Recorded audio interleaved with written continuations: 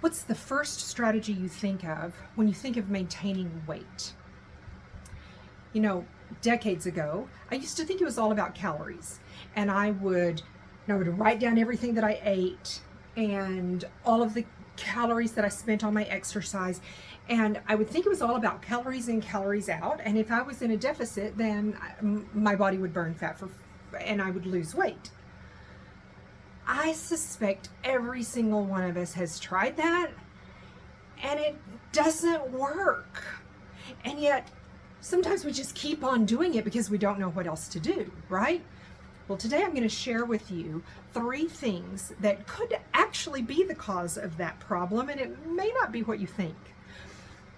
The most important one I'm going to share at the end because it's very different from what you've probably been hearing.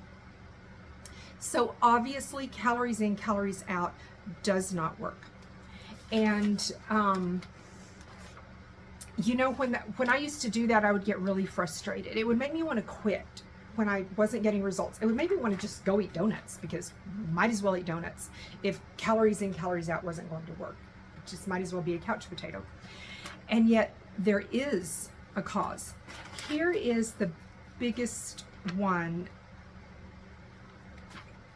Here is the thing that we think of very often. We think it might be your thyroid. And that is possible. It could be a thyroid problem. And yet with thyroid, it's not just about the level of hormones that you have, it's more about the level of hormones that your body can use. The second thing that could be causing it is eating the same diet over and over and over. So let's think about that calories in, calories out thing that we might get stuck in, and we're just eating salad and we're running all the time. We're trying to eat really low calorie food. Well, you know, your body can burn 2 things for fuel. One is fat and one is carbs. It will burn carbs first because carbs are more dangerous in the body. When carbs cause glucose to go up, and that can be really dangerous in the body. So your body can use carbs for fuel, but your body can also use fat for fuel. And that's what you want, right? When we think about losing weight, we don't want to lose bones and muscle. We want to lose fat. So imagine if you could be burning fat for fuel instead of burning carbs for fuel. Maybe that explains why calories in, calories out doesn't work, because it's not just about calories. So here's a fascinating concept for you. Your body should be able to switch back and forth between burning carbs for fuel and burning fat for fuel. The way to do that is to eat a very low carb diet for a while. You burn up all of the carbs in your system, and then you start eating fat for fuel. Your body will learn how to burn that fat, and it will start burning the fat that's stored. So we call that diet variation. It might mean that one day a week you fast for 24 to 36 hours. And 5 days a week you eat a low carb, high fat diet, because that fat will heal your cells. And we're going to talk about that in just a second. And then one day a week you could feast on carbs. Right now in Texas, it's tomato peach season. And so I'm eating a higher carb variation. This is a higher carb season for me. And when those foods are out of season, then I'll start eating more of a typical for me low carb, higher fat diet. So that forces my body to be metabolically flexible. It can burn carbs for fuel, it can burn fat for fuel, or it can fast and still function perfectly. So number 2 would be diet variation.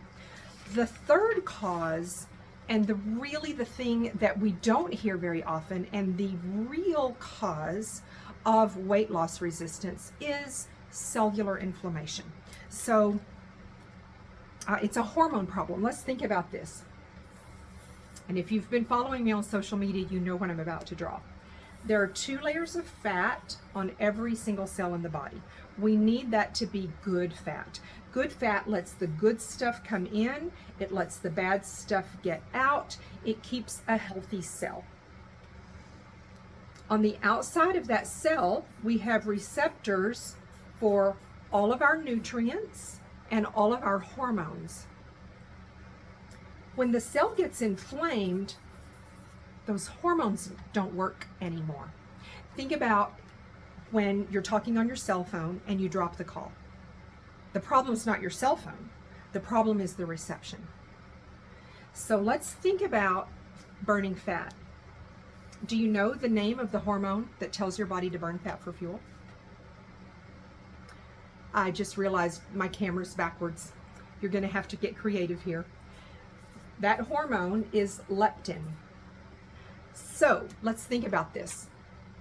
If leptin is the hormone that tells your body to burn fat for fuel, maybe you don't have enough leptin, or maybe you do have enough. Maybe your body is screaming burn fat for fuel. Your leptin levels might be high, but when you have cellular inflammation, the body can't hear the message. And the leptin might be there, but it can't get used. Just like on your cell phone, someone might be talking to you, but you're not able to receive the signal. Second, let's tie this back also to thyroid. T3 is the hormone, the active hormone from the thyroid. It's the one that controls hair, skin, nails, energy, sleep, weight, and so many other things. You might have perfect levels of T3. However, if the T3 receptor is burned out, the body can't use the T3 because it can't receive the message. You see why it's all tying together?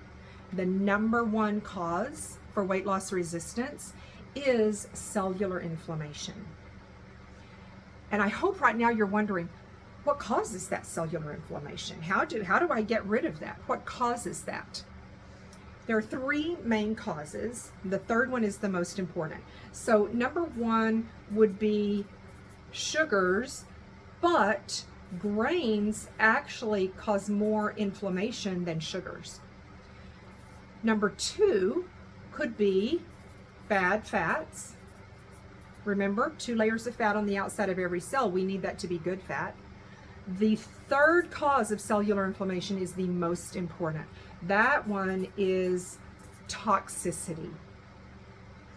When our bodies are full of toxins, our environment is full of toxins, those toxins can be the cause. They are actually the number one cause of cellular inflammation, which is the number one cause of hormone resistance, which is the reason that we can't lose weight, between the leptin hormone and the T3 hormone.